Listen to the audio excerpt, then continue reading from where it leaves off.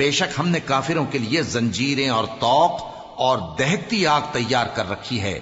जो नेकुकार हैं वो ऐसी शराब पिएंगे जिसमें काफूर की आमेजिश होगी। ये एक चश्मा है जिसमें से अल्लाह के बंदे पिएंगे और उसमें से छोटी छोटी नहरें निकाल लेंगे।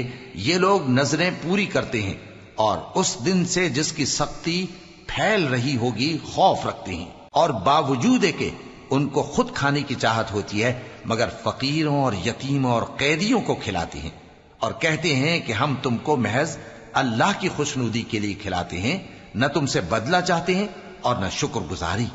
हमको अपने परवरदिगार से उस दिन का डर लगता है जो चेहरों को बिगाड़ने वाला और बड़ी सख्ती वाला होगा। चुनाचे अल्लाह उनको उस दिन की सख्ती से बचा लेगा और ताजगी और खुशी इनायत फरमाएगा, और उनके सब्र के बदले उनको बहिश्त और रेशमी लिबास अता करेगा।